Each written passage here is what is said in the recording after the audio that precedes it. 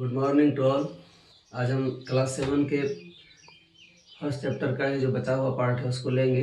पिछले क्लास में हम लोग इंडियन सब कॉन्टिनेंट के बारे में जाने थे और भारत को विभिन्न नामों से जो पुकारा जाता है उसके बारे में, उसके इतिहास के बारे में हम लोगों ने सीखा। और यह भी हम लोग देखें कि हिस्ट्री को 3 भाग में बांटा गया है, एंशिएंट, मेडिएवल और मॉडर्न। इसमें हम लोग मेडिएवल के बारे में पढ़े। मेडिएवल हिस्ट्री का जो मेन फीचर्स है, उसकी जो विशेषता है उसके बारे में आज देखेंगे।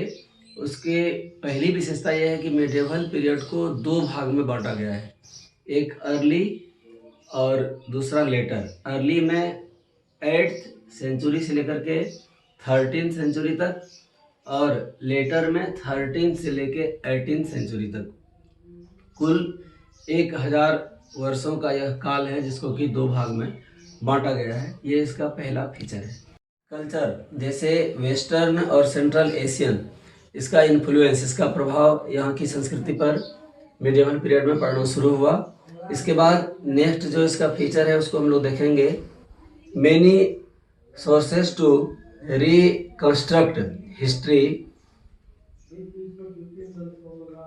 Archaeological, epigraphics, numismatic and literary were available to us. इसी पीरियड में मेडिएवल पीरियड में ही बहुत सारे रिसोर्स, बहुत सारे सोर्स हिस्ट्री के वो अवेलेबल हुआ, जैसे कि आर्कियोलॉजिकल हो गया, एपिग्राफिक्स हो गया, इसके बाद आपको न्यूमिस्मेटिक और लिटरेरी, ये सभी सोर्स अवेलेबल हुआ।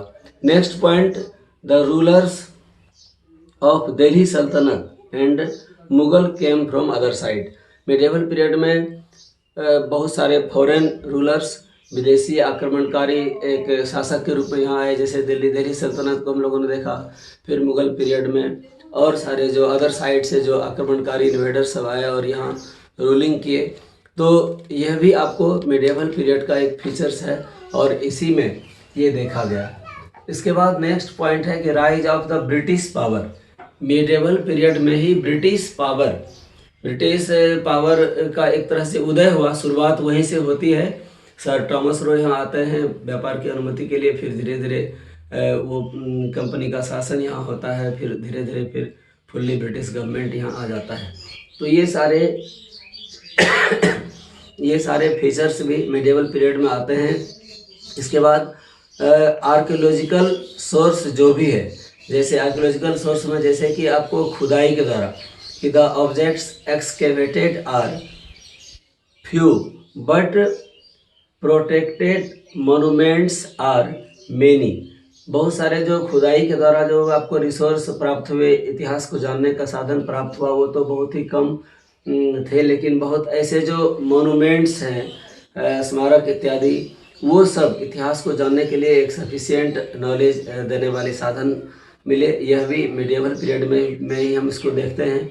फिर उसमें आप जैसे कि बहुत सारे टेम्पल्स हैं, टेम्पल्स में बृहदेश्वर टेम्पल, लिंगराज टेम्पल, फिर सन टेम्पल कोणार्क का, ये सब भी इतिहास जानने का एक बहुत बड़ा साधन मेडिएवल पीरियड में ही हमको प्राप्त हुआ।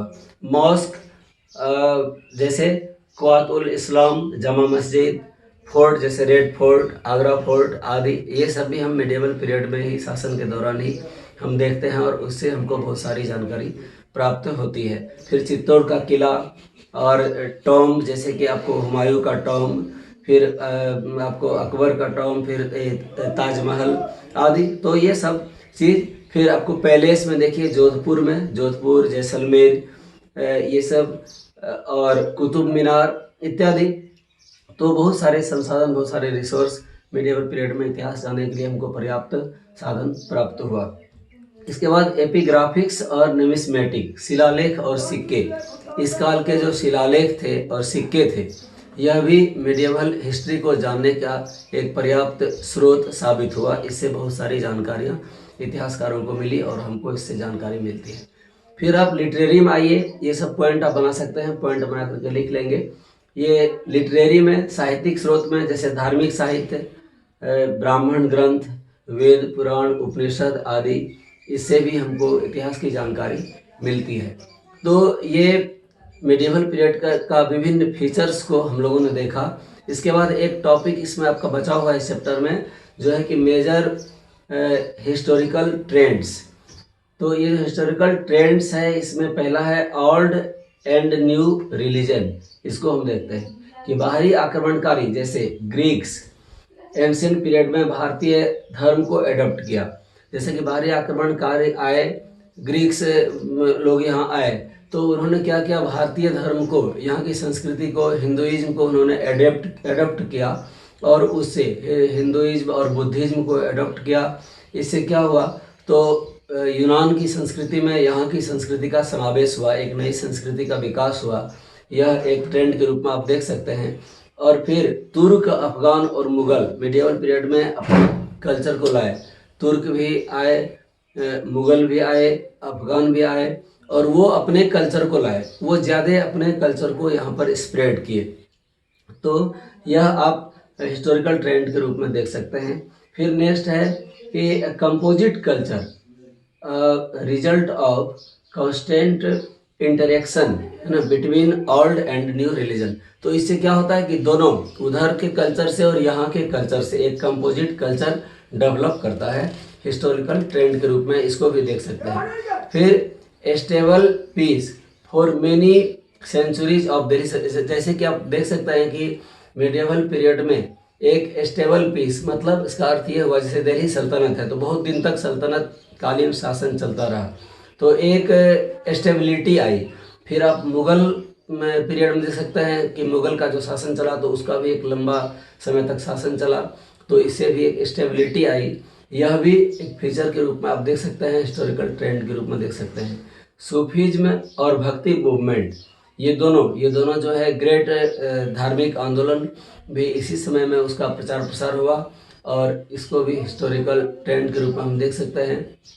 इस तरह से आपका यह फर्स्ट चैप्टर जो है वह समाप्त हो रहा है, और इसका क्वेश्चंस जहाँ तक संभव हो आप खुद से बनाने का प्रयास करेंगे, और जो मेन पॉइंट है उसका नोट्स बनाएंगे।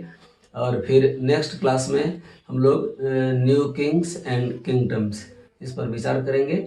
आज इतना ही। सभी भैया बहनों को धन्यवाद।